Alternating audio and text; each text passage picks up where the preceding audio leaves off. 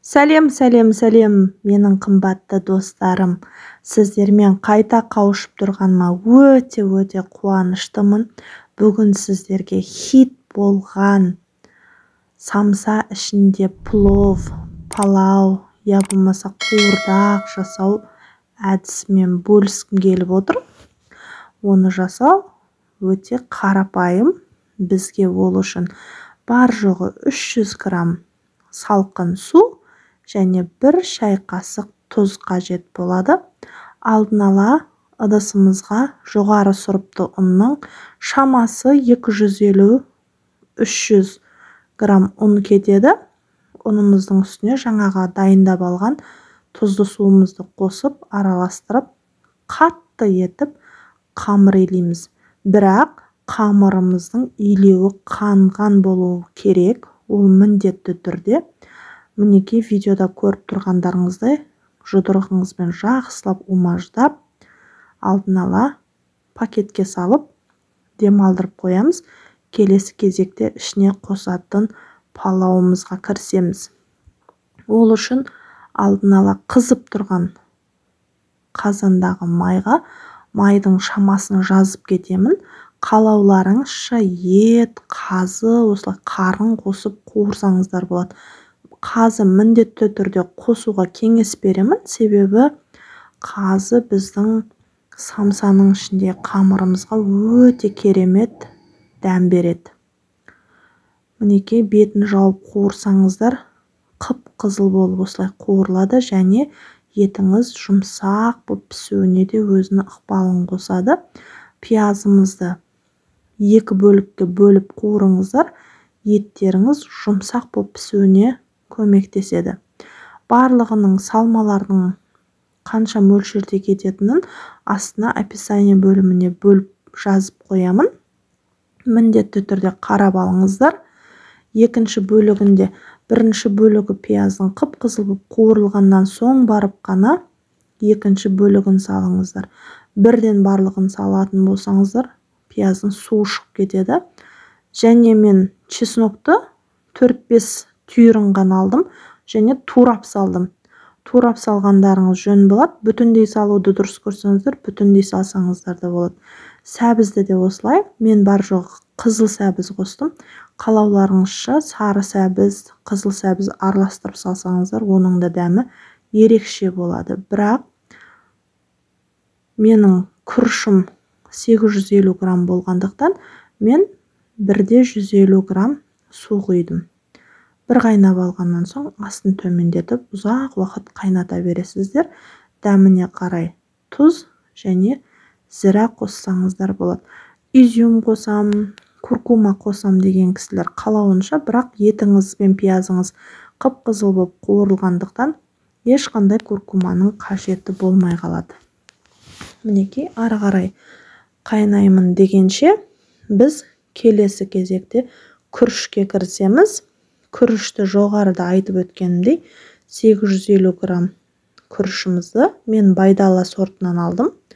Дәл осылай ыдысқа құйып, үстінен қайнап тұрған суды батар-батпас етіп құйып қойып қойсаңыздар, бетін жауып, күріші ісініп, кейіннен суыңыздың барлығын өте тартып алып, қиналып қалмайсыздар.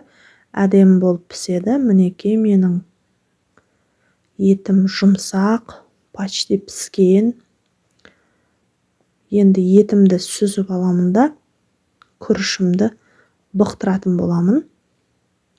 Күрішті салған кезінде міндетті түрде алаудың астын қатты жоғары қылып қою керек. Достар, егер бұл рецепттің тағы бір айта кететін жайты, мен үй жағдайында пісіретін болғандықтан палауымды осылай жартылай пісіріп аламын. Ал егер сіздер тандырға пісіретін болсаңыздар, шикі күйінде салуға болады.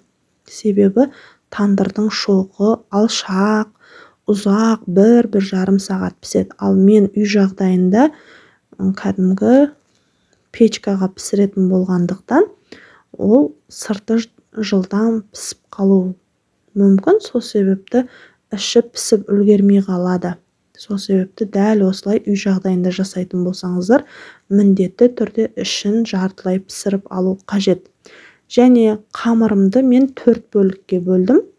4 дана самса жасайтын боламын. Самсаның қамыры илеуі қанған, бастысы қатты болып жайылған болуы керек. Оның себелеп ұрпағына жақсылап қамырды жаямыз. Бірақ қамырыңыз жұп-жұқа болып кету керек емес. Егер слоеный қамыр жақсы көремін, ұнатамын дейтін болсаңыздар, слоеный қылып жасауға болады, бірақ майын кемдеу қылып қосу керек. Мен тым асығыстау болдым да слоеный тесто жасаған жоқпын. Қарапайым тандырға арналған тесто жасадым. Мінекей видеода көріп тұрғандарыңыздай қалыңдығы, диаметрі 3-4 мм болу керек. Барлығын солай біркелкі етіп жайып аласыздар да, алдын ала сүзіп алынған еттерді турап қамырдың бетіне орналастырамыз.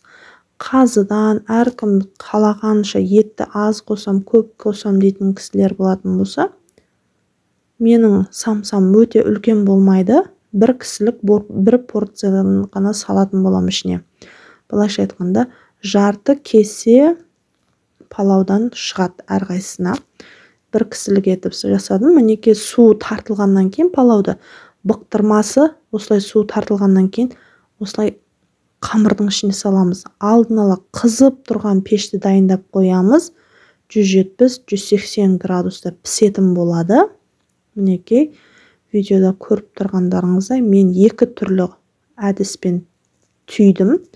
Біреуін дөңгелек етіп, мінекей алдын ала противенге пергамент қағазын төсеп, дәл осылай екінші бөлігін 3 бұрышты етіп